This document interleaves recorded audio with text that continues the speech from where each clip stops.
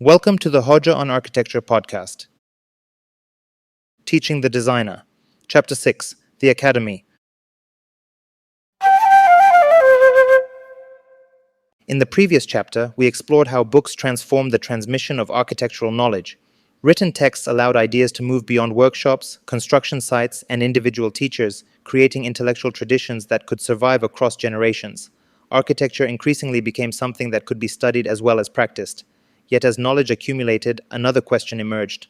If architecture possessed its own body of theory, history, methods, and principles, where should all of this knowledge be taught? One answer would become increasingly influential: the academy. Today, formal education is often taken for granted. Universities, schools, qualifications, examinations, and structured programs appear so familiar that it is easy to assume they have always existed. Yet educational institutions are historical constructions. They emerged because societies developed new expectations about knowledge, expertise, and professional preparation. The academy was one of the most significant expressions of this transformation. When people think about design education, they often imagine educational institutions.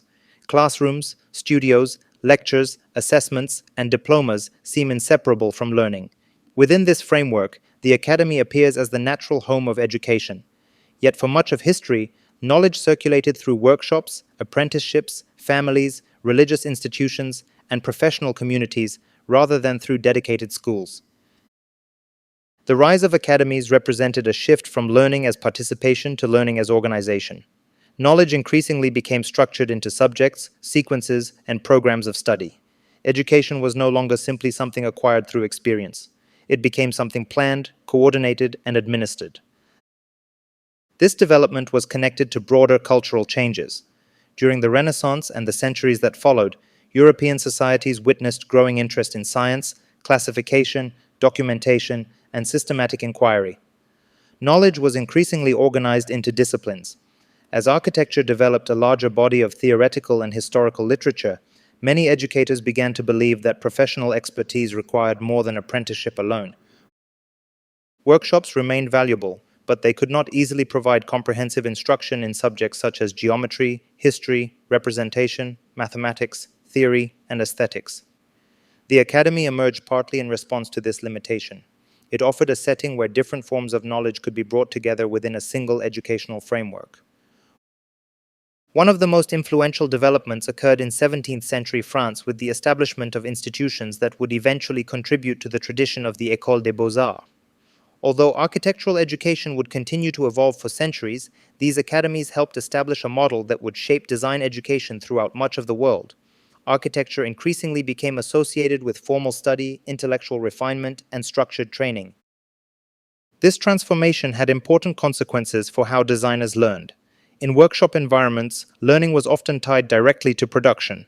Educational progress emerged through practical engagement with real tasks. Academies introduced a different emphasis. Students increasingly engaged with exercises, drawings, theoretical discussions, historical precedents, and speculative projects. Learning became partially separated from immediate professional practice. This separation created both opportunities and challenges. On the one hand, students gained access to a broader intellectual education. They could study historical examples, explore abstract ideas, and develop conceptual understanding without the immediate pressures of construction or commercial work. Education became a space for both reflection and production. On the other hand, academies sometimes faced criticism for becoming too distant from practical realities. Tensions emerged between theory and practice, between intellectual learning and technical competence, and between artistic ambition and everyday construction. These debates would continue throughout the history of design education and remain familiar even today. Despite such tensions, the academy introduced several innovations that profoundly influenced educational culture. Curricula became more organized. Learning was increasingly structured through stages. Students progressed through defined sequences of study. Assessment became more formalized. Educational institutions developed mechanisms to evaluate achievement and recognize expertise. The academy also contributed to the development of professional identity. Students no longer learned solely through participation in a working community. They increasingly became members of educational communities with shared traditions, expectations, and values. Architecture was not simply something people did, it became something people studied. Another important consequence involved the standardization of knowledge. Educational institutions created opportunities to establish common references, methods, and expectations. Students from different regions could engage with similar concepts and develop shared professional languages. While local traditions remained important, architecture increasingly acquired an international intellectual dimension. At the same time, standardization introduced its own complexities. Every curriculum reflects particular assumptions about what is worth teaching. Decisions about educational content inevitably shape professional culture. Certain ideas become central while others remain marginal. The academy therefore functions not only as a place where knowledge is transmitted, but also as a place where knowledge is selected and prioritized. This reminds us that education is never entirely neutral. Every educational institution reflects values about what future practitioners should know and how they should think. Architectural academies did not simply teach design, they also helped define what architecture itself meant in particular historical contexts. The growth of academies also altered relationships between teachers and students. In apprenticeship systems, learning often depended upon close personal relationships between masters and apprentices. Academies expanded education to larger groups. Teaching increasingly involved lectures, demonstrations, critiques, and collective forms of instruction. Educational authority became associated not only with experience, but also with institutional legitimacy. Many features of contemporary higher education emerged from these developments. Programs, modules, assessment criteria, graduation requirements, and academic qualifications all reflect educational traditions shaped by centuries of institutional evolution. Although contemporary universities differ significantly from early academies, important continuities remain visible. Yet perhaps the most enduring legacy of the academy lies in its belief that design can be taught systematically.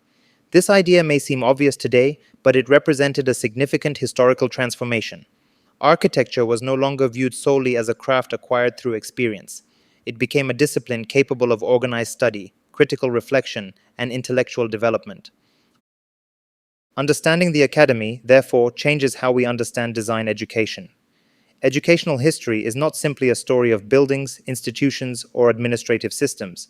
It is also a story about changing ideas concerning knowledge itself. The academy emerged because societies increasingly believed that expertise could be cultivated deliberately rather than acquired accidentally. Seen from this perspective, the academy represents one of the most influential educational inventions in architectural history. It created frameworks through which knowledge could be organized, expanded, debated, and transmitted. Most importantly, it established many of the foundations upon which modern design education would later be built. In the next chapter, we will examine one of those foundations more closely. We will explore the emergence of the design studio and the culture of critique that became central to modern architectural education. The discussion will shift from institutions to learning environments, from curricula to conversation, and from organized instruction to creative exploration. Although academies provided structure, it was within the studio that many designers would learn how to think through design itself.